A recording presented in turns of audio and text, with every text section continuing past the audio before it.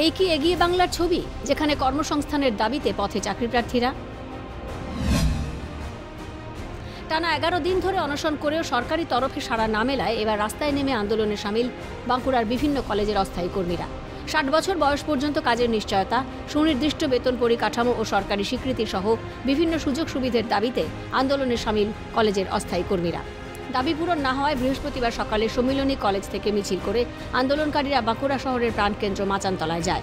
সেখানে একটানা অবস্থান বিক্ষোভ চলতে থাকে। দাবি পূরণ না হলে গণ ইচ্ছা মৃত্যুর আবেদন জানানোর পথে হাঁটার হুমকি কলেজের অস্থায়ী অশিক্ষক কর্মীদের।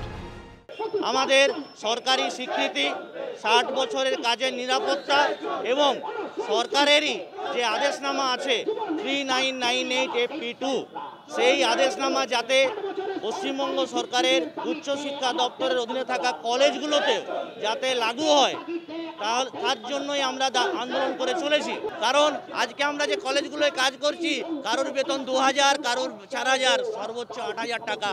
আর এই অল্প টাকায় সংসার চালানো যায় না। সরকার এখনো পর্যন্ত নিশ্চুপ, নির্বাক, সরকারের তরফ থেকে কোনো রকম ইতিবাচক ভূমিকা গ্রহণ করতে দেখলাম না। তাই বাধ্য হয়ে আজকে আমরা এই অনশনে নেমেছি।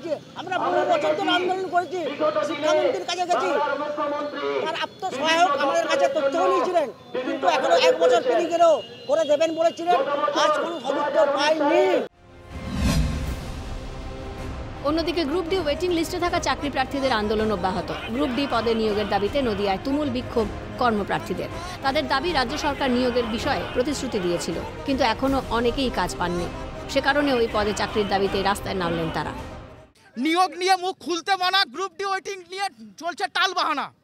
এই আমাদের গ্রুপ ডি ওয়েট লিস্টেড প্রার্থী আমরা 2017 সালে যখন মাননীয় মুখ্যমন্ত্রী তার 60,000 যে গ্রুপ ডি কর্মী ঘোষণা করেছিলেন, তার যে প্রতিশ্রুতি, নির্বাচনী প্রতিশ্রুতি বলি বা যেটাই বলি না কেন, তার প্রাক্কালে সেই 60,000 গ্রুপ ডি কর্মী নিয়োগের জন্য 6000-এ প্রথম ধাপের নিয়োগ প্রক্রিয়ার জন্য বিজ্ঞপ্তি জারি হয়। সমস্ত দপ্তরে ক্রমাগত ঘুরে আমরা জেনেছি মোটামুটি হয়ে 1200+ নন জয়নিং ভ্যাকান্সি পড়ে রয়েছে। এমন তো অবস্থায় দেখা যায় যে ওই 578+ নন জয়নিং 1200, মোটামুটি 1800 সিট হয়ে যায়। যেখানে অন্যান্য চাকরি প্রার্থীরা আজকে আপডেটেড ভ্যাকান্সিতে নিয়োগ পাচ্ছে, সেখানে আমরা কেন এতভাবে বঞ্চিত হচ্ছি?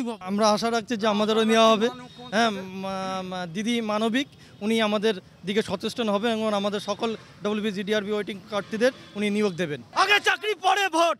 চাকরি না দিলে ভোট নয়। মমতার নির্মমতায় বেকারত্বের জ্বালা আর কতদিন সইতে হবে বেকার যুবক যুবতীদের, উঠছে প্রশ্ন। বাঁকুড়া থেকে স্বরূপ রায়, নদিয়া থেকে Mahadev Kundu report, Calcutta television network.